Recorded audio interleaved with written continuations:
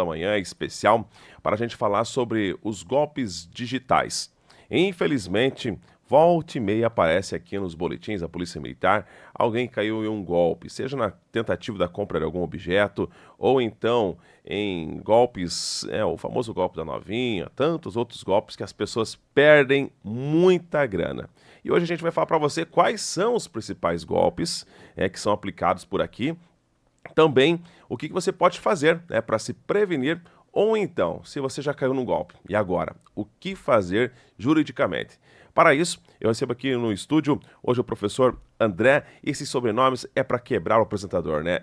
Weissman, enfim, tem cada um pronuncia de uma forma que achar na leitura, mas eu já há anos que estou aqui, sempre falei, André Weissman, né? Professor, ele que está à frente também aqui dessa questão voltada a toda a engenharia de software, enfim, o cara entende muito sobre isso.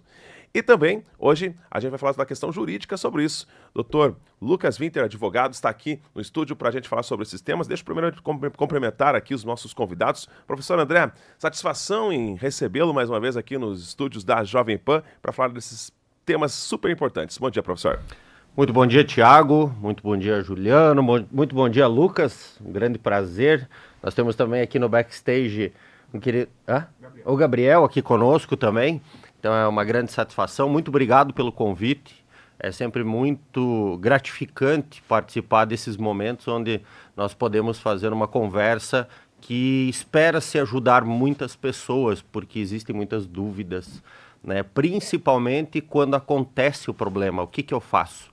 Então, acho que vai ser bastante frutífera essa nossa conversa. Obrigado pelo convite.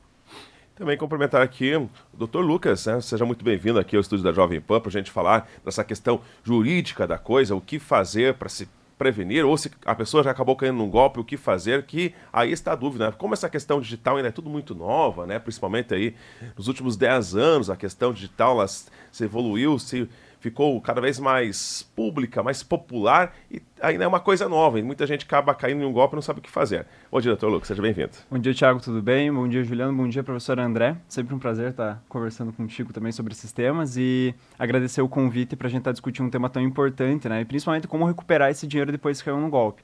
Tem alguns macetes, tem algumas chavezinhas que precisa ter acesso ali para conseguir reativar esse dinheiro e conseguir puxar de volta para a conta, mas acho que é importante a gente discutir primeiro quais são esses golpes e quais são as principais características para não cair, para depois entender. É mais fácil prevenir do que recuperar o dinheiro para falar a verdade. Recuperar esse dinheiro lá na frente é um pouco mais difícil, mas se entender bem certinho como que faz para não cair nesses golpes, já ajuda bastante no dia a dia. Bom, excelente. Bom, são tantos golpes, né, que talvez vai faltar até tempo para a gente explicar sobre todos eles. Mas deixa eu começar com um que aconteceu bem recentemente, aconteceu agora, no mês passado. É um morador aqui de nossa região, não lembro se é São João do Triunfo ou Antônio Linto. Professor André, a história dele foi a seguinte, eu comprei um jogo de pneus para minha caminhonete, porque estava num preço muito bom, num site, numa loja bem conhecida, inclusive. E ele fez a compra achando que ia se dar bem, poxa, um preço 30% mais barato do que o comum, o melhor preço que ele achou na internet. E fez o pedido, fez a compra, efetuou o pagamento, ele está esperando os pneus até hoje. Isso foi no mês passado. E segundo ele, no boletim que ele registrou a polícia, ele entrou no site da loja, tinha logo da loja, enfim, tinha todas as mercadorias, enfim, você entrava assim no menu, o que era eletro, o que era, enfim, era um clone do site original. Nesses casos, professor André, de que forma que funciona esse golpe, onde o pessoal consegue fazer uma clonagem perfeita do site e como que eu, que não entendo dessa questão muito tecnológica, como é que eu vou diferenciar de um site falso ou se o site é verdadeiro, professor? O pior é que isso é muito comum, sabe? Então, assim, o primeiro passo, você nunca pode acessar através de propagandas. Então, receber uma propaganda, seja ela por e-mail, seja ela por WhatsApp, seja ela até através de anúncios em Instagram, Facebook. Porque os bandidos, eles chegaram num grau assim de complexidade que eles induzem o usuário de uma maneira assim tão próxima da realidade que as pessoas acham que elas estão... Porque foi anunciado no Instagram, o Instagram verificou que aquela é uma empresa séria, que é uma empresa correta. Na verdade, eles pagaram só pelo impulsionamento de uma propaganda. Então, as pessoas acreditam que porque está ali é real. Aí acessam através dessa propaganda um suposto site. Então, para você construir um site clone, não é difícil, é simples até. Se você pegar uma pessoa que tem habilidade gráfica, que tem habilidade tecnológica para construir esse sistema, fica fácil. Então, o que a pessoa tem que fazer? Primeira coisa, nunca acesse por propagandas. Receber um link por WhatsApp, pode ser da mãe, do pai, de um amigo, de conhecido. Liga para essa pessoa e pergunta, olha, de fato você me mandou esse link? Você já comprou nessa loja? Você recebeu? Certo? Caso não, procure informações no Reclame Aqui. Entre no site reclameaqui.com.br, procure informações sobre essa loja. Verifique, os sites eles têm que colocar o CNPJ, verifique, entre no site da Receita Federal, verifique se esse CNPJ está ativo. Eles podem também usar o CNPJ de uma empresa séria, de uma empresa correta. Mas lá no site tem o número do telefone do sistema de atendimento ao cliente. Ligue no sistema de atendimento ao cliente, pergunte, peça referências da loja, colete o máximo de informações possíveis. Outra coisa importante, todo site sério hoje, eles utilizam uma tecnologia chamada de HTTPS. Quando você acessa o endereço www.algumacoisa.com.br, antes desse endereço tem que estar HTTPS. Significa que toda a informação trocada entre o site que você está ali acessando no seu computador e o provedor onde esse site está hospedado é criptografado. Então todas essas informações que são o seu usuário, sua senha, seus dados pessoais, os dados de compra, dados financeiros, seja de cartão de crédito, seja de Pix, seja o que for, esses dados eles são embaralhados e quando eles são transmitidos pela internet, apenas o emissor e o receptor têm a chave que vai abrir essa mensagem. Então, é importante, toda empresa séria hoje utiliza HTTPS. Não importa se é de comércio, toda empresa séria hoje, e principalmente atrelado à questão dos dados pessoais, ela tem que usar o HTTPS para garantir que esses dados não sejam coletados por outras pessoas. Então, assim, primeira coisa, prudência. Não ser movido pelo impulso, certo? Então, outra coisa, os antigos sempre diziam assim, se é estranho, desconfie, certo? Então, se a promessa é muito grande, é para desconfiar do santo, porque tem alguma coisa errada. Então, se você pega uma grande loja, que não consegue fazer um preço similar, é porque ali tem alguma coisa estranha. Então, antes de tomar qualquer atitude por impulso, nessas horas o impulso não pode existir. Você tem que se certificar de diversas maneiras de que aquele site não vai comprometer o teu financeiro e que vai entregar o teu produto de fato. Bom, doutor Lucas, se a pessoa, nesse caso, ela fez uma compra lá, né? No caso dessa vítima aí, ela pagou, enfim, pagou. Eu não sei se o boletim não trazia muitos detalhes, mas geralmente a pessoa usa o cartão de crédito ou o boleto, né? Principalmente eu acho que o pessoal tenta induzir a pessoa a pagar no boleto. O que ela pode fazer nesse caso? Ela fez um pedido, uma compra, passou o prazo legal para receber e não recebeu. Qual é a questão legal que ela pode tomar? Quais são as orientações, doutor? Tá, vamos lá. Só mais um detalhe que eu acho que é interessante, quando a pessoa gera o boleto para fazer esse pedido desse produto que está com um baita desconto, que é super interessante, ela verificar no boleto se os dados do beneficiário desse boleto são compatíveis com os dados da loja. Porque às vezes a pessoa ela entra na loja, tá de fato um preço muito legal ali, vai receber um produto legal, mas ela quer ter certeza que aquele produto vai vir para ela. Então ela primeiro verifica no boleto se o beneficiário daquele boleto é a loja que ela está comprando, o produto que ela está comprando. Paguei o boleto, não veio o meu produto. O que eu posso fazer? Primeiro a gente tem que identificar onde que ocorreu a vulnerabilidade. Se foi uma vulnerabilidade apenas do usuário ou se foi uma vulnerabilidade da plataforma. Se teve algum tipo de erro da plataforma, alguma questão de segurança que foi quebrada, e aí a gente pensa, mas isso é muito difícil hoje em dia, porque está cada vez mais complexo. Só a título de exemplo, semana passada eles descobriram uma vulnerabilidade no site oficial da NASA, que dentro do próprio site, quando a pessoa clicava num link, dentro do site da NASA, o site oficial, ela era encaminhada para um site de terceiros, com a mesma tipografia, com os mesmos desenhos, com as mesmas imagens da NASA, e eles copiavam os dados da pessoa. Estavam arquivos no dispositivo da pessoa, roubavam dados, tanto bancários quanto pessoais, e com isso estavam começando a aplicar outros golpes. Então, assim, ficar verificando todos os detalhes, como o professor disse, mas houve uma vulnerabilidade da plataforma. A plataforma ela pode ser responsabilizada por isso. E aí eu posso buscar, por exemplo, o site da NASA para entender o que aconteceu, como aconteceu e ser ressarcido por esse dano que eu sofri a partir disso. O erro foi somente meu. Beleza. Caí num golpe que o pagamento foi pelo Pix. Procura um advogado da confiança para entender o que pode ser feito, porque cada caso é um caso diferente, mas principalmente para entender se existem evidências para serem levantadas e indícios suficientes para a gente procurar isso no judicial. Paguei por Pix, o que eu posso fazer? O Banco Central já tem um dispositivo que a pessoa, no momento que ela percebe que ela caiu num golpe, ela pode entrar em contato por esse telefone e pedir para esse valor ser bloqueado da conta que foi beneficiado pelo Pix. Então, caí no Pix agora, acabei de perceber, já entro em contato com o Banco Central. Primeira coisa, para conseguir bloquear esse valor. Porque esse valor ele fica bloqueado na conta. Então, se a pessoa for lá e fizer um saque desse dinheiro, já era, já não tem mais o que fazer. Mas principalmente em relação ao golpe, que o pessoal cai muito, que é esse golpe do boleto falso, que é sempre um beneficiário estranho, enfim, é importante entender onde que aconteceu a vulnerabilidade.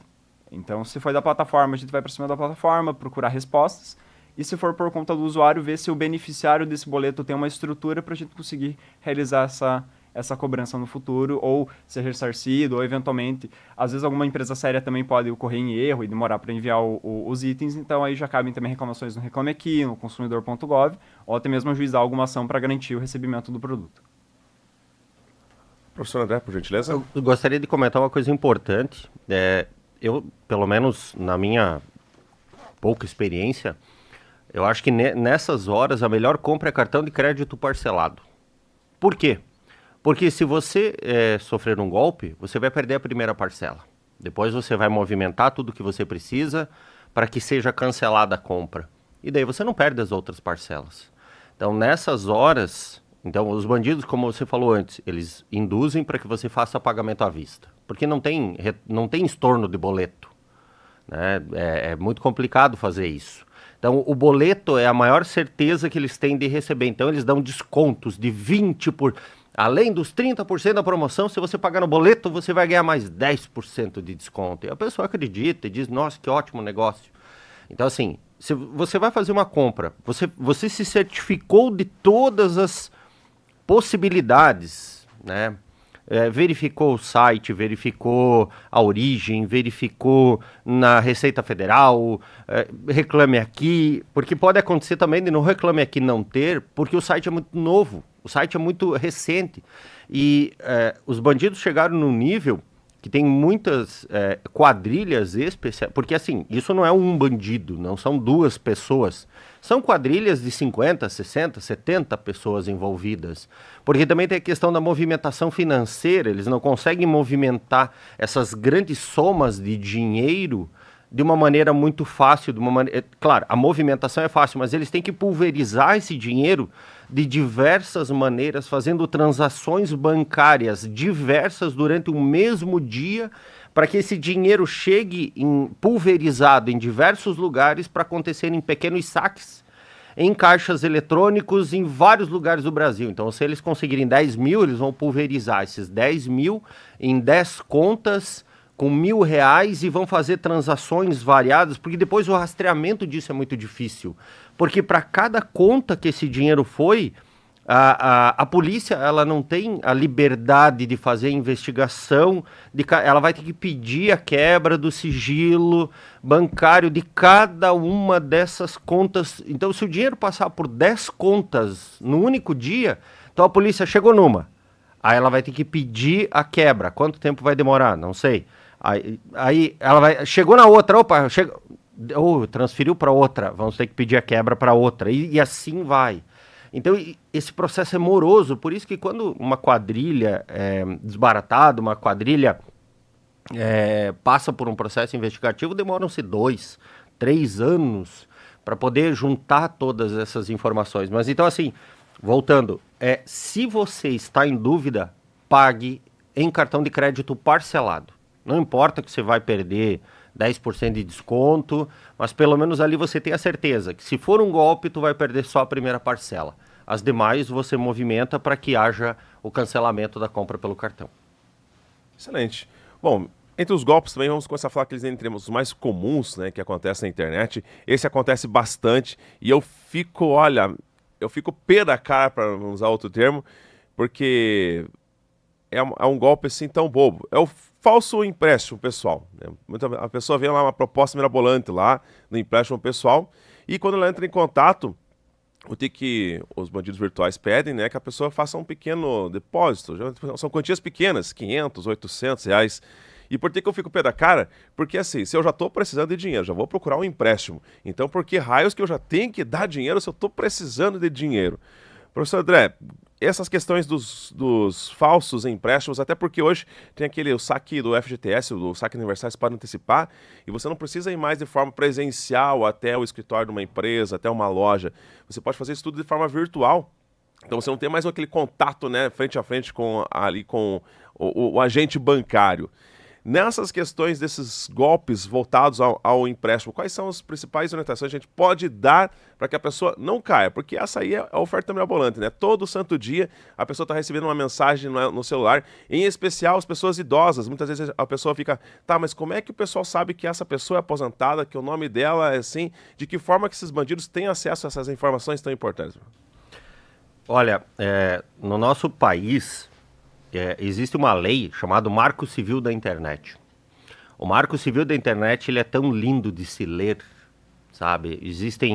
Eu costumo brincar, existem tantas utopias lá dentro, e uma delas é a questão da sua integridade, a integridade dos seus dados, a questão até me fugiu a palavra agora, de você ter a sua privacidade garantida. Então, assim, é muito lindo de se ver. Mas, infelizmente, no mundo que nós vivemos hoje, não existe... Assim, eu falo com... Você estará num ambiente privado desde que você esteja em uma sala completamente fechado, sem janelas, sem portas e nenhum dispositivo eletrônico dentro. Aí você tem privacidade. Fora isso, se tiver qualquer dispositivo eletrônico ali dentro... Ah, professor, mas está o celular desligado. Não sabemos que dispositivo que está ativo ali usando a bateria. Pode ser que o microfone esteja ativo, o sistema operacional pode estar parado, mas o microfone está ativo, pode estar captando alguma coisa. Ah, minha TV é uma TV de tubo. Tudo bem, a TV de tubo é tranquilo. Mas a sua TV é uma TV de tela plana... ela já tem, dentro dela, é um mini computador. Todo dispositivo eletrônico é um mini computador. Ele tem processador, ele tem memória, ele tem disco de armazenamento. Então, essa utopia da privacidade, infelizmente, não existe, certo? Então, nesse caso, o que acontece?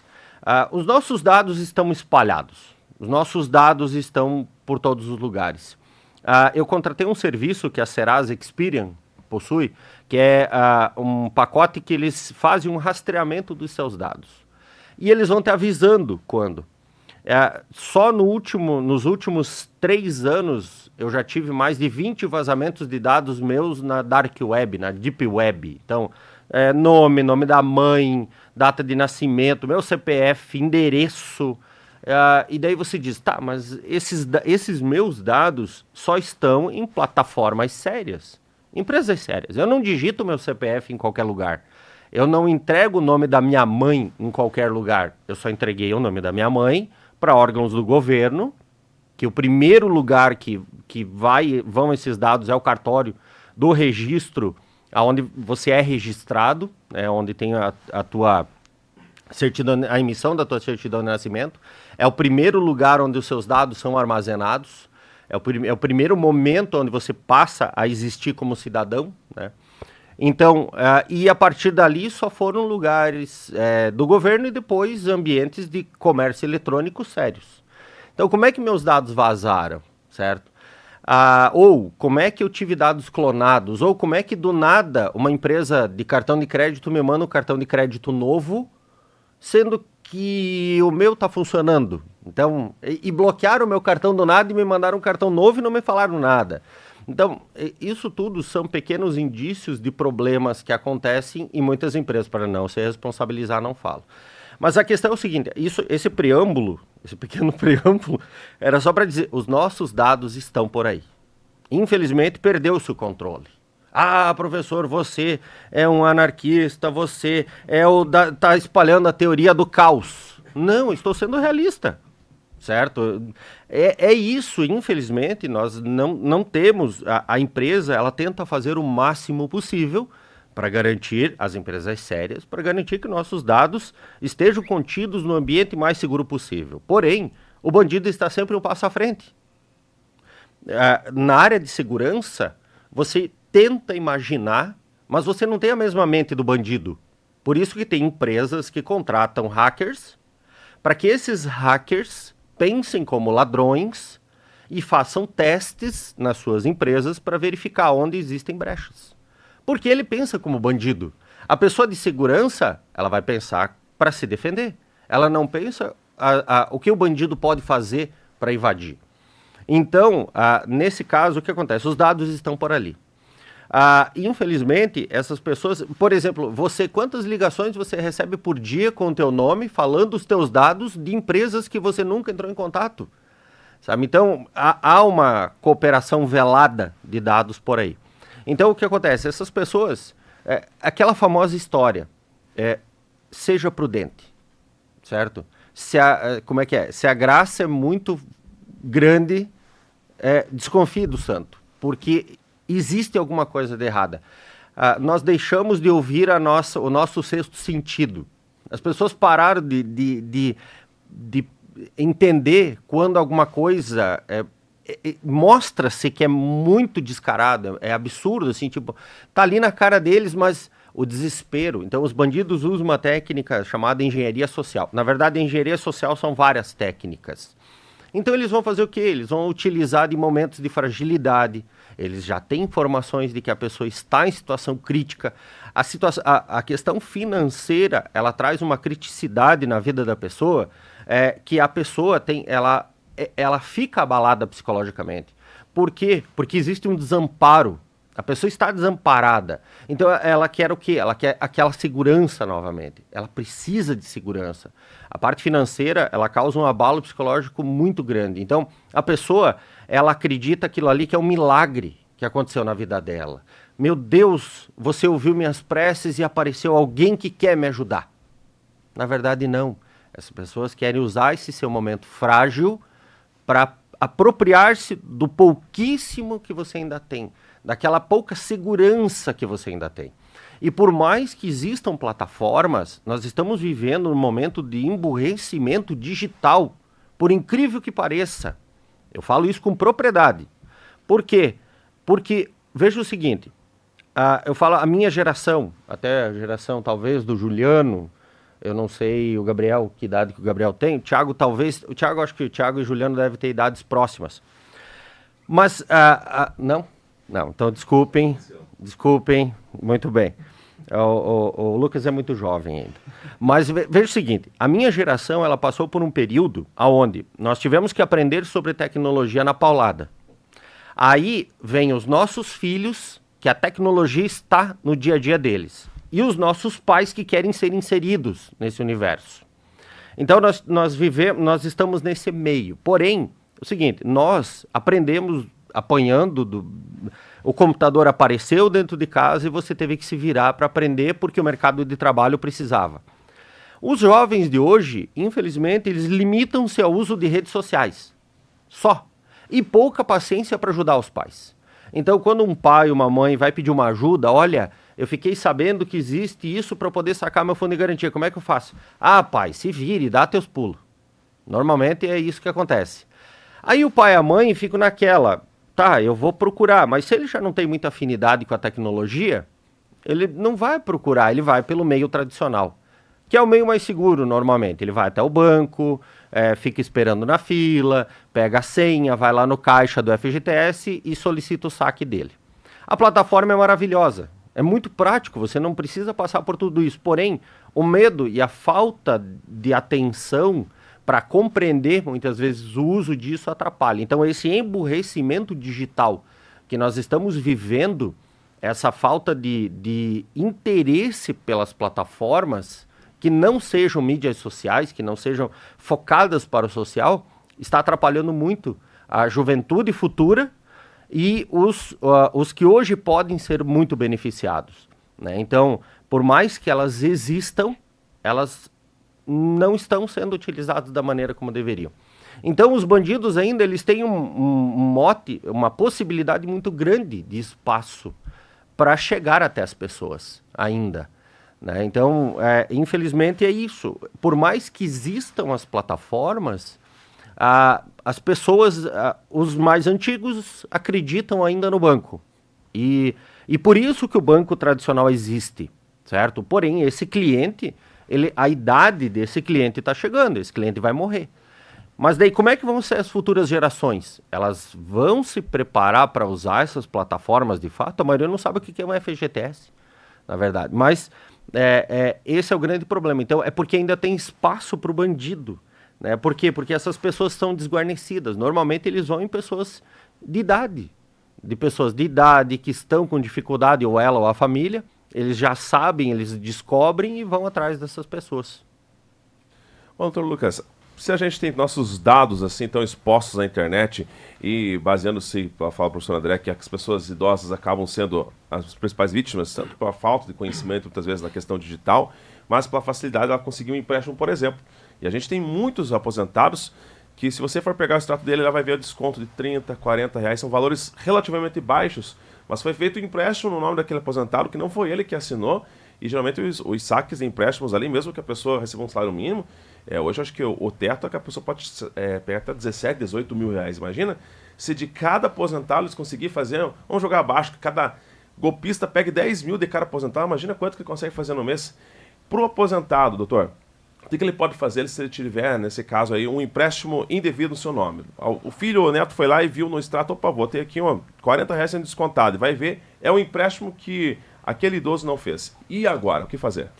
Tá, eu queria fazer um gancho com a fala do professor André em relação ao Marco Civil da Internet e em relação à Lei Geral de Proteção de Dados. É uma lei que foi aprovada no Brasil em 2018 e as empresas desde então têm um prazo para se regularizar que acabou no passado, nesse prazo, mas as empresas ainda estão se regulando em relação a essa lei. Tanto que no Brasil hoje apenas 20% das empresas estão adequadas, isso contando também governo federal, estadual e municipal. Então, imaginar o seguinte, tem algum servidor público que trabalha no INSS e ele usa o computador dele de casa para trabalhar no INSS. Ele leva o computador dele, porque o computador dele é melhor, não tem investimento na infraestrutura do trabalho, e ele leva o computador dele. No computador dele, ele usa para trabalho, para lazer, para séries, enfim. Em algum momento ele pegou um vírus no computador. Tem algum dispositivo, algum terceiro acessando o computador dele de maneira remota, sem ele nem saber. Então ele está no trabalho dele, ele acessa as planilhas do INSS, ele acessa os dados dos pensionistas, dados de familiares dos pensionistas, enfim, todas as informações que o INSS tem, ele acessa no computador dele. E da mesma maneira, esse terceiro, mal intencionado, está lá fora acessando todas essas informações. Então aí também entra um pouco às vezes pode ser por má fé, pode ocorrer um vazamento de dados que a pessoa acaba vazando, mas falta, como o professor disse, de certa forma, uma consciência digital, uma educação digital para ele saber que, o meu dispositivo está acessando informações sigilosas. O que eu preciso ter? Preciso ter um antivírus melhor, preciso ter uma verificação mais pontual em relação aos dados que entram no meu computador para não ocorrer esse vazamento. Mas beleza, os dados vazaram, o terceiro foi lá e fez um empréstimo consignado no nome do idoso. O que ele precisa fazer? Ele precisa procurar uma cópia do contrato de empréstimo, porque a instituição financeira precisa manter cópia da documentação que gerou esse consignado. Ah, mas eu não assinei nada. Assim, em termos legais, melhor ainda para a vítima, porque aí vai ocorrer toda uma investigação do como que aconteceu essa falsificação da assinatura ou qual foi o meio que foi utilizado para fraudar esse documento. Com esse documento, ele pode procurar algum especialista da área, seja um advogado especialista em direito digital ou direito bancário também, e fazer a verificação. Opa, o que está aqui? Ah, aqui a gente tem um contrato, essa cláusula abusiva não podia estar aqui, esse desconto não poderia acontecer dessa forma, você não concordou com esse contrato. E aí, via de regra, a gente sempre tenta buscar uma resolução extrajudicial, amigável, procurar o banco, conversar com o banco, mas imagine, com o volume de clientes que um banco tem, ele não dá muita atenção, ainda mais, né, uma pessoa que falta às vezes instrução, falta conhecimento em relação aos seus direitos. Então a gente já recomenda, procura um advogado e já procura o meio judicial para requerer o cancelamento desse contrato. Não à toa existem inúmeros julgados, jurisprudência muito pacificada tanto no Paraná quanto em Santa Catarina, justamente no sentido de que esses contratos, muitas vezes abusivos, são feitos de maneira fraudulenta. Não é pego consentimento da maneira correta, a pessoa não sabe que está contratando aquilo. Às vezes ele fala, não, eu preciso fazer uma atualização no teu cadastro, assina aqui, a pessoa está assinando, está vendo no consignado. Ah, mas foi um terceiro de maneira remota que acessou. Aí a gente pega também o gancho do Marco Civil da Internet. As aplicações, seja elas redes sociais, mas principalmente os bancos, eles precisam ter registro dos acessos. Então, toda vez que você abre o aplicativo do banco para verificar saldo, para fazer uma transferência, fazer um Pix, receber dinheiro, o banco ele registra um log dizendo, na data de tal, o professor André entrou no aplicativo do banco e fez isso. E ele vai registrando, toda vez que você utiliza. Ah, um terceiro acessou a conta do banco e fez a cópia. O que eu faço? O banco tem o registro desse IP, que é o protocolo da internet, que é um número identificador, e muitas vezes, agora com a evolução tecnológica, eles também acabam coletando a porta lógica de acesso, que acaba identificando o dispositivo que a pessoa utilizou. Então, um terceiro acessou o celular, copiou ali, deu um jeito de entrar na conta, fez um empréstimo consignado, sumiu com o dinheiro. O banco, se houve uma vulnerabilidade de segurança, ele vai ser responsabilizado por esse dinheiro que foi feito o empréstimo. Ah, não houve algum tipo de problema em relação ao banco, foi em relação a mesmo um terceiro que clonou a conta da pessoa. Enfim, o banco ele tem que se certificar, principalmente no meio remoto, que você é você que está acessando a tua conta. Então, é impossível eu acessar hoje a conta do professor André e fazer um empréstimo sem algum meio de autenticação que eu sou o professor André. Impossível. Então, seja por biometria, fazer o reconhecimento facial. Então, justamente os bancos, vendo que isso está sendo uma crescente, já estão criando mecanismos de defesa. De qualquer jeito, um terceiro acessou minha conta, fez o empréstimo. Procura um advogado de confiança para verificar o contrato, ver como estão essas cláusulas, ver como estão ocorrendo esses descontos, para mover uma ação competente para ser ressarcido esse valor. E, eventualmente, até a configuração do dano moral, porque essas situações já pegam pessoas que estão em vulnerabilidade e alguns bancos também não são tão corretos assim no meio de fazer esses contratos. É realmente bastante complicado essas questões de bancos. Professor André, por gentileza, seu comentário sobre o assunto? Por favor, me corrijam se eu estiver errado. Caso a pessoa queira também informações sobre isso, não conhece nenhum advogado no momento, no desespero, ela pode procurar também o fórum através do juizado especial. Né? O juizado especial ele está preparado. O Gabriel trabalhou durante muito tempo, minha esposa trabalha lá no juizado especial. Então, em uma necessidade, a pessoa também pode procurar o juizado especial para informar-se de quais os procedimentos adequados que ela pode fazer numa questão, numa fraude dessas. Né? Então, ali também tem informações importantes e eles podem dar até muitas vezes eu acredito que eles já podem até entrar com o processo, as solicitações por ali. Né? Por favor, me corrijam se eu estiver errado. Não, corretíssimo. A depender do valor da causa, eles podem acabar fazendo todo o trâmite por ali mesmo. Mas, de fato, o juizado especial também ajuda bastante nesse quesito de trazer informações, explicar para a pessoa quais são os seus direitos e, eventualmente, procurar uma ação dentro do juizado mesmo. Excelente. Bom, falando sobre os crimes virtuais que acontecem muitos, esse aqui, com certeza, em algum momento você já recebeu uma mensagem no seu WhatsApp. O WhatsApp é o aplicativo de conversa instantânea, eu acho o mais usado, né? A gente tem outros aí. Eu, particularmente, prefiro até o Telegram, mas o WhatsApp acabou sendo o popular, né? O do povão. Em algum momento, com certeza, você já recebeu uma mensagem. Oi, chamando o seu nome. No meu caso, oi, Thiago, aqui é o fulano.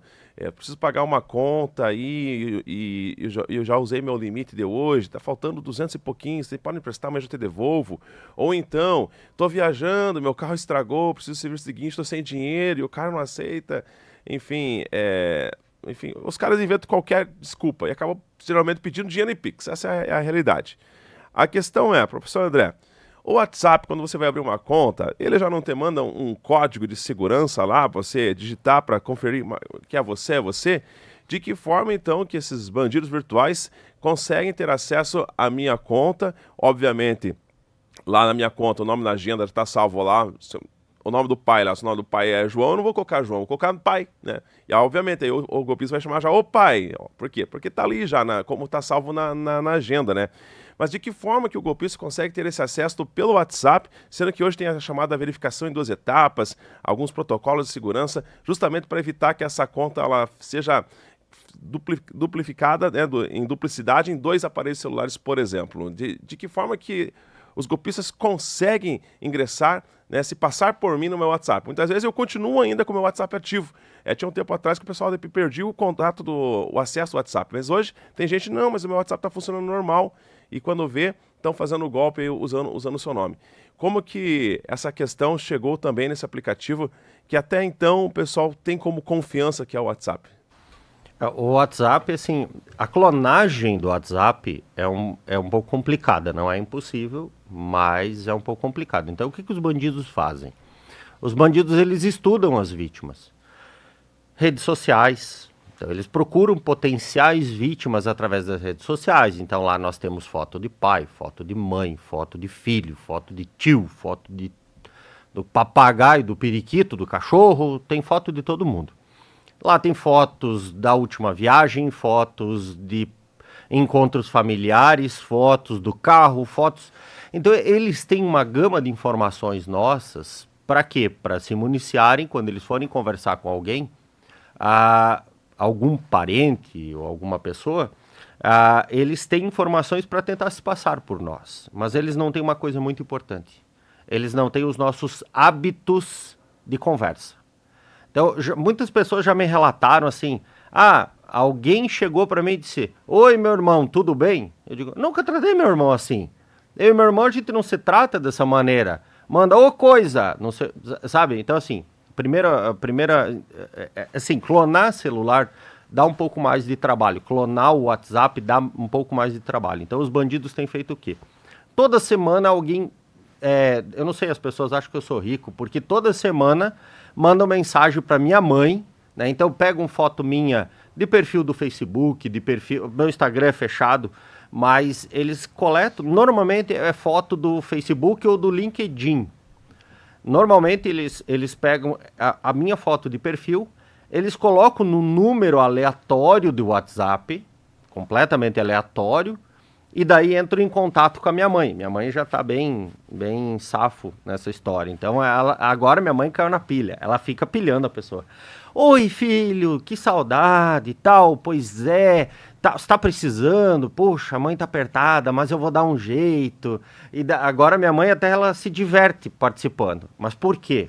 Mas porque antes eu sempre falei para ela. Eu disse, olha, mãe, qualquer dúvida que a senhora tiver, primeiro me ligue.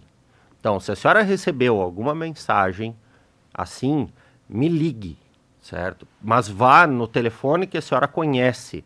Vá no meu número, porque se eu tivesse mudado de número, eu teria avisado a senhora. Então, assim, a primeira coisa, tenha cuidado. É aquela história, é a famosa premissa da prudência. Né? Você tem que ser prudente, você tem que fazer tudo com muita calma, com muita tranquilidade, você tem que observar mensagens que você recebe por WhatsApp, que tem links para você clicar, nunca clique, nunca, em hipótese alguma.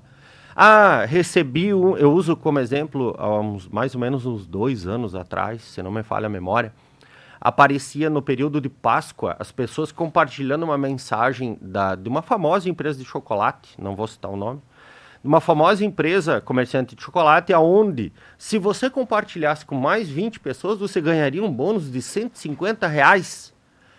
Aí você pensa assim, meu Deus, se todo mundo compartilhar um bônus de R$150, essa empresa vai à falência? Sabe? Então, as pessoas... Mas daí você tinha que clicar naquele link para você ter o direito do bônus, se cadastrar e ter o direito ao bônus. Então, era o quê? A engenharia social, isso é o famoso phishing, a pescaria. Eles jogam as coisas, alguém vai morder. Então eles jogam a isca, alguém vai morder essa isca. Então assim, nunca clique em links ou... tinha uma fraude que era por mensagens de SMS, que através da mensagem de SMS você tinha que digitar um determinado código no seu WhatsApp, que através desse código você... sabe? Então, ali os bandidos conseguiam utilizar o teu WhatsApp em um outro dispositivo. Você estava compartilhando ele. Então, existem diversas maneiras. Mas, assim, o mais importante sempre seja prudente. Da mesma maneira que, imagine, uma pessoa chega e bate na porta da tua casa. Uma pessoa completamente estranha. Você olha, você abre a porta e convida ela para entrar? Entra aqui, vamos tomar um café. Pega aqui, aqui tá minha carteira. Aproveita e leva um dinheiro embora. Da mesma maneira que você não faz isso, não faz... É igual no smartphone. Você está abrindo a porta do teu smartphone e entregando o dinheiro para a pessoa. Porque você está dando acesso a essas pessoas ao teu dispositivo. Então, assim, por favor, sejam prudentes. Desconfiem. Hoje em dia não é porque está na internet que é verdade. É o contrário. Hoje você tem que desconfiar primeiro. Desconfia, se certifica para depois você tomar qualquer ação. Excelente. Bom, doutor Lucas, falando sobre esse tema, até a gente conversar aqui fora do ar, os bandidos também se modernizam cada vez mais, né? E você falou de um sistema muito interessante, que estão usando aí a inteligência artificial, né, para conseguir até você passar pela voz. Imagina, cada pessoa tem o seu tom, tom vocal que você acaba identificando a pessoa pela voz. E de que forma que esse golpe também vem chegando às pessoas e fazendo, não, poxa, de fato eu conversei, no caso, eu conversei com o Thiago, era ele falando. Como que funciona essa tecnologia e o que fazer para se precaver, doutor? Então, vamos lá. A gente já está acostumado agora, né, receber uma mensagem no WhatsApp de alguém se passando por alguém. Viu, tô precisando de um dinheiro, faz um Pix para mim. Tô aqui, o carro estragou, como o professor André falou. Mas... como a criatividade desses criminosos sempre tá aumentando e eles sempre estão achando novos jeitos de burlar esses meios que a gente vai criando de segurança, o que eles estão fazendo agora? Eles pegam algum vídeo que você está na tua rede social, alguma chamada que você entra, por exemplo, do marketing, eles isolam a voz da vítima e ao isolar a voz da vítima eles passam por uma inteligência artificial para que essa inteligência artificial acabe falando o texto que a pessoa coloca ali na plataforma. Então a pessoa vai lá, eu vou pegar você como exemplo, Thiago. A pessoa vai lá, pega e coloca, então, tô aqui em tal lugar, eu preciso de dinheiro. Tua mãe vai reconhecer a tua voz, teus familiares vão reconhecer a tua voz, teus amigos vão reconhecer a tua voz, e você vai ficar, eu vou fazer um Pix, porque é o Thiago mesmo. Mas assim, como que eu vou ter certeza? Porque às vezes a pessoa pode fazer isso num telefonema, que é eventualmente o meio talvez mais seguro hoje que a gente tem de proteção, né? Vou ligar para ter certeza que pessoa é pessoa. O que as pessoas estão fazendo? Elas estão criando uma palavra de segurança. Como que funciona isso? Vou pedir um dinheiro para minha mãe. Tô aqui viajando, meu carro estragou aí. Às vezes isso pode acontecer mesmo. Então, para poder ter esse meio de contato, eu vou lá e chego para minha mãe. Mãe, tô indo viajar. Se acontecer alguma coisa e eu precisar de qualquer quantia da senhora, eu precisar de ajuda, enfim, eu vou usar uma palavra de segurança. Eu falo pepino. Então, quando eu pedir dinheiro, tô aqui na estrada, mãe, o carro quebrou, eu preciso resolver esse problema que eu tenho. Você consegue mandar um pepino para mim?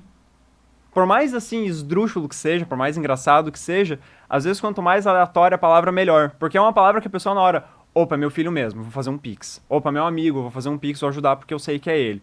Porque muitas vezes agora com WhatsApp, com inteligência artificial, fica muito mais complexo você criar algum meio de trazer proteção, né? Como o professor estava falando, clonar um WhatsApp é muito difícil, e de fato é mesmo.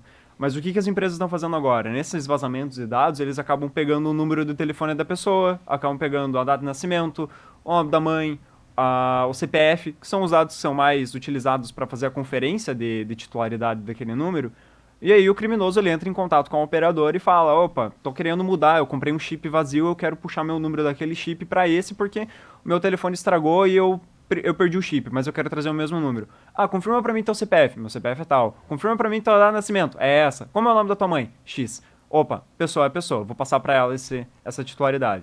E convenhamos, a maioria de nós utiliza o telefone como meio de verificação para WhatsApp, para Instagram, para conta bancária, para e-mail. Então nisso, o criminoso ele vai lá, ele já tem acesso ao teu telefone, que é o meio dele trocar a senha de tudo que você tem acesso.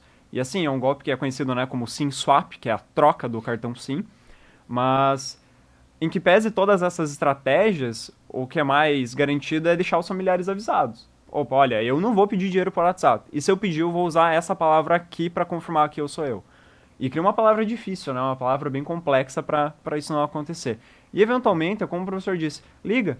Pelo menos liga. A maioria desses golpes ele não é feito com uma profundidade tecnológica, não são utilizados muitos meios complexos para conseguir aplicar o golpe. Hoje é muito mais fácil, e aí o professor pode me corrigir se eu estiver errado, é muito mais fácil você explorar uma vulnerabilidade no usuário hoje do que na plataforma. A plataforma investe milhões, contrata hackers éticos, para fazer esse trabalho de verificação, então é muito mais fácil eu tentar enganar a pessoa que está utilizando a plataforma utilizar um meio para essa pessoa fazer uma transação do que necessariamente entrar dentro do banco e copiar todos os dados e roubar os dados bancários da pessoa. Então, assim, a criatividade deles não para. Então, enquanto isso, a gente vai ter que se adaptar a cada nova tentativa de golpe. Pegando o gancho com o Serasa, né? O Serasa soltou um estudo que no Brasil, a cada 10 segundos, ocorre uma tentativa de golpe. Então, enquanto a gente está nessa conversa aqui, nesse jornal, muitas pessoas podem ter caído no golpe, muitas pessoas podem ter sido alvo de uma tentativa.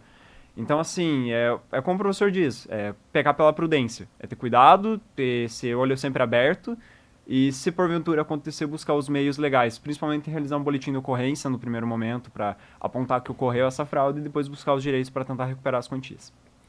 Uma questão que o pessoal fala, principalmente usando o WhatsApp, né? Que hoje, em vez do pessoal ligar no telefone da operadora, acaba fazendo ligação, chamada de áudio ou vídeo no WhatsApp. E o pessoal, eu já ouvi falar já que existem alguns golpes que só no fato de você atender ali a chamada, seja de vídeo ou de áudio, você já dá acesso ao teu WhatsApp. Isso é verídico? Existe esse golpe que só no atender a chamada eu já posso estar dando um ok, uma liberação para meu aparelho estar sendo invadido? Olha, o meu conhecimento não me permite te afirmar isso. Isso eu preciso pesquisar um pouco mais, mas eu queria aproveitar um gancho nesse sentido e que o Lucas foi muito, muito interessante comentar. Assim, a vulnerabilidade sempre vai ser humana. Então, sempre o ponto fraco é o usuário. Então, o usuário, a falta de informação é o grande problema de segurança. Então, o que leva uma pessoa a clicar onde não devia? O que leva uma pessoa a acessar o que não deveria? Até, inclusive, ele comentou da questão do vírus. Uma coisa muito importante, vírus não aparece. Vírus acontece. Porque o vírus ele não surge do nada num dispositivo eletrônico. Alguém fez alguma coisa que baixou aquele vírus no computador. Então, alguém teve que clicar em algum lugar e fazer o download do vírus. Alguém teve que executar algum programa que junto tinha o vírus. Então, quando a sua máquina está infectada com alguma praga digital, que hoje são os chamados malwares, são ferramentas produzidas para roubar informações. Ela pode ser uma ferramenta que vai roubar simplesmente dados de uso. Então, qual o navegador que você mais utiliza? Quais os sites que você mais acessa? Qual a configuração da tua máquina? Qual o buscador que você mais usa? Então, dados básicos de usuário, para que esses dados sejam vendidos, para alimentar esse grande universo do Big Data. Ou, daí tem aqueles que são especializados em fraudes financeiras, né? Então, em específico para uma determinada informação. Então, quanto ao quesito atender ligação e clonagem, eu sinceramente não sei te responder. Eu preciso pesquisar mais. Isso foge da minha habilidade. Mas só aproveitando, sempre o lado frágil é o usuário. O usuário não é o usuário em si, é a falta de informação do usuário que causa a fragilidade. Então, dentro de empresas, a falta do usuário, quando ele recebe um e-mail estranho e ele acessa esse e-mail estranho que lá tem uma planilha do Excel com macros dentro e ele roda essas macros, né? A macro é um programa embutido dentro do Excel, que pode ser uma coisa completamente inocente, mas também pode ser uma praga. Pode estar embutida dentro do Excel um malware. Então, assim, essa falta de informação desse usuário vai colocar a empresa em risco, como nós já tivemos empresas aqui da cidade que houve um ataque por ransomware. O ransomware é aquela ferramenta que ela sequestra os dados. O que ele faz? Quando esse ransomware ele é tão interessante, a produção dele, que ele não só ataca o hospedeiro, onde ele está a máquina, onde ele chegou, como tem alguns que eles procuram, quando essa máquina está conectada em rede, ele vai se espalhando e vai infectando as máquinas da rede toda. E isso pode acontecer de chegar no servidor. Aí ele chega no servidor, ele criptografa todas as informações do servidor e aparece na tela. Olha, se você não pagar X valor em Bitcoin, em determinada carteira de Bitcoin até tal horário, nós não vamos te passar a senha e você nunca mais vai ter acesso aos seus dados, ou então nós vamos deletar tudo que tem na sua máquina. Nós já tivemos uma grande empresa aqui da nossa cidade, há uns 3 anos atrás, que passou por isso. Mas era uma empresa preparada, então ela tem cópia de segurança dos seus dados. Aí tem uma outra coisa muito importante. Tem que cuidar com que o ransomware não chegue até o backup. Então, esse backup ele tem que estar muito bem estruturado. Ele pode até ser na nuvem, mas tem que tomar cuidado para que ele não esteja conectado online. Por quê? Porque senão o vírus vai chegar até o backup na nuvem. Então, eles têm que tomar... Claro, só que lá na nuvem existe todo um preparo muito maior que pode haver o bloqueio do ransomware. Mas não vamos arriscar, certo? Então, eu não vou no lugar onde está todo mundo gripado achando que eu não vou pegar gripe. Então tem que tomar esse cuidado. Claro, esse é um exemplo bem esdrúxulo, mas é mais ou menos assim. Então, as empresas, então assim, sempre o laço, sempre o ponto fraco dessa conexão é o usuário, a falta de informação do usuário. Excelente. Bom, a questão de golpes digitais é bem complexa e a gente vai ter que fazer possivelmente uma segunda edição, 8 horas em ponto já, nosso tempo também é bastante curto. Mas para a gente finalizar, eu quero pegar aqui ainda o Dr. Lucas. Bom, desses golpes que a gente falou, entre outros, é claro que existem muitos outros. Nossa, a gente podia aqui passar a manhã toda falando em golpes tranquilamente no meio digital. Mas uma dica geral, né? Quanto a golpes, o que a pessoa pode fazer? Principalmente estar no meio digital, ela não tem um documento físico para ela entrar com o processo, print de tela vale, o que a pessoa pode fazer, que documentação ela pode estar reunindo e qual o primeiro passo que ela faz? Procura um advogado, procura o fórum, qual é o passo a passo que ela pode fazer, independente do tipo de golpe que ela venha cair e sofrer aí, claro, uma lesão financeira, doutor? Tá, o primeiro passo, então, é a prudência. Ter sempre cuidado. É muito importante que... estou pensando em comprar no site. Vou precisar todas as informações do site antes de comprar. Decidi comprar, beleza. Caí num golpe. O que eu faço?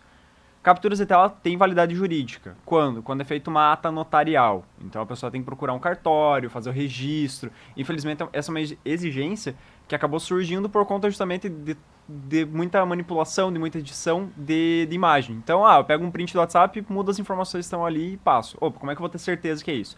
Existem outras plataformas, inclusive, sediadas em blockchain, mas aí a gente vai estar entrando num tema muito mais complexo. Então, o que a pessoa tem que fazer? Cair no golpe. Procura um advogado, especialista da área, para que ele faça toda a parte de produção de prova antecipada. Então, com isso, antes de eventualmente entrar com uma denúncia, entrar com um processo, é necessário fazer todo o levantamento de provas, porque as provas do meio digital são diferentes do meio físico, como você disse. Então, não tem um contrato. Não, a gente vai diligenciar para encontrar esse contrato. Mas eu tenho um link. Beleza, passa o link e a gente faz a diligência para encontrar todos os documentos, IPs, registros de acesso, dados informáticos que são necessários. E aí, com todas essas provas já produzidas, é feito o ingresso do processo. Mas, principalmente, alguém tá me difamando na internet, por exemplo. O que a primeira coisa que a pessoa pensa? Vou denunciar a conta. Não é bem assim. Você quer tomar uma medida judicial? Calma, procura um advogado, ele vai te instruir como que você produz a prova antes de denunciar, até para evitar que eventualmente alguma prova seja deletada ou eventualmente entrar em discussão com o próprio agente criminoso, né? Começar a mandar um monte de e-mail pro site que aplicou o golpe. Porque isso e aquilo, eu vou procurar meus direitos, de repente sumiu o hospedeiro, sumiu o link da internet, isso acaba complicando muito mais o trabalho. Então, antes de entrar em discussão, acho que caí num golpe, o que eu faço? Procura um advogado especialista da confiança, para ver se de fato foi um golpe, se não é algum tipo de atraso padrão da plataforma, e ver se de fato for um golpe, realizar toda a produção de provas antes de começar a entrar, de certa forma, numa discussão com os criminosos, porque a partir do momento que eles começam a excluir as informações, sumir com os dados, nosso trabalho fica muito mais complexo para conseguir chegar lá na frente. Se eu quiser entrar em contato com o Dr. Lucas, quais são os acessos que eu posso ter? Quais são as suas redes sociais ou então os seus contatos, professor? Nosso escritório fica na rua Prudente de Moraes, 415, na frente da Show Festas. Então, se alguém quiser procurar pessoalmente, pode procurar por lá. O nosso Instagram é o Perotti Vise Advogados e o meu Instagram é o _Lucas20. Então, é só mandar uma mensagem, eventualmente a gente marca um horário, conversa e explica se de fato foi um golpe, se é um atraso comum da plataforma. Enfim, faz toda essa parte de produção de provas antes de eventualmente o ajuizamento de uma ação. Excelente. Professor André, da mesma forma, é claro que se a gente for falar aqui sobre segurança na internet, cada site, cada rede social vai ter um método para se proteger, mas De forma geral, né, quais são as principais orientações que a gente pode passar aqui aos nossos ouvintes, os nossos telespectadores, usuários de redes sociais, enfim, que fazem compras na internet? Quais são as principais orientações que a gente pode passar? E também, é claro, se o professor, a vida de professor não é fácil, né? Em pleno sabão trabalhando, muitas vezes não tem uma agenda livre, mas se as escolas podem, de repente, gostam desse tema, levar uma palestra para esses alunos, como posso entrar em contato com o professor? Muito bem.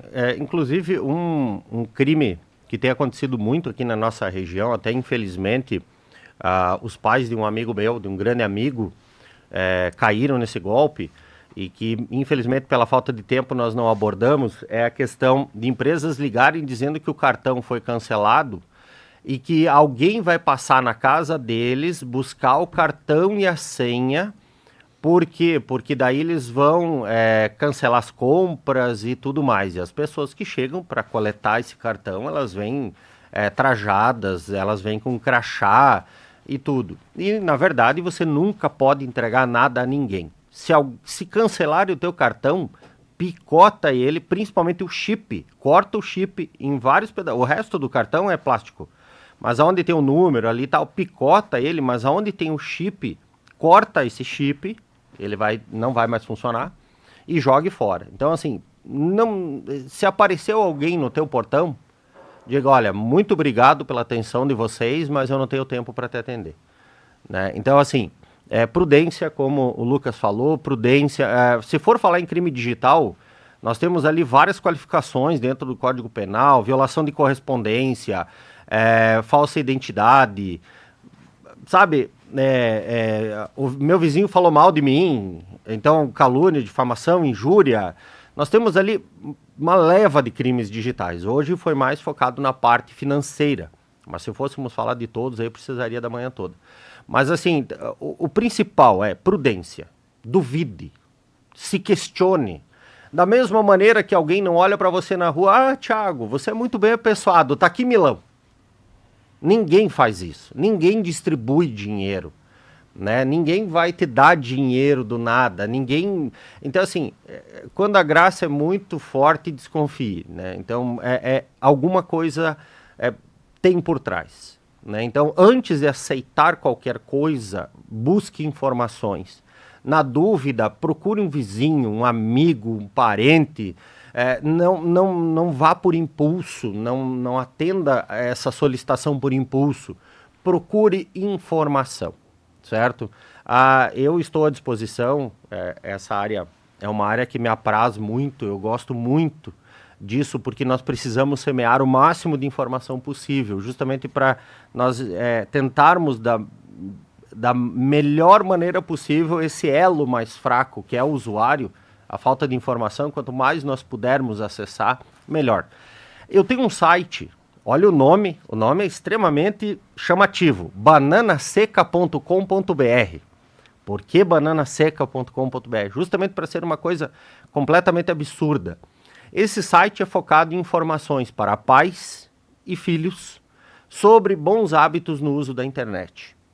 Esse site eu uso como exemplo nas minhas palestras em colégios falando sobre segurança na internet, e eu sempre usava assim, imagine você receber um e-mail que um amigo teu te mandou, o título está em inglês e lá dentro tem um link, bananaseca.com.br, para você acessar. Olha que coisa mais aleatória. Você pensa, meu amigo mal e mal fala português, me manda um e-mail em inglês. Então, mas daí você vai lá e clica numa coisa absurda. Daí de tão absurdo eu acabei criando o bananaseca.com.br. Pode acessar, é um site sério, é um site... ele vai dizer que o certificado de segurança dele não está validado, porque eu não comprei outro ainda, mas pode acessar, que é um site sério. E ali tem informações de uma maneira visual, de uma maneira simples, para que você possa tomar algumas decisões. Outra coisa muito importante, você que procura o mercado de trabalho, a rede social é uma grande vitrine.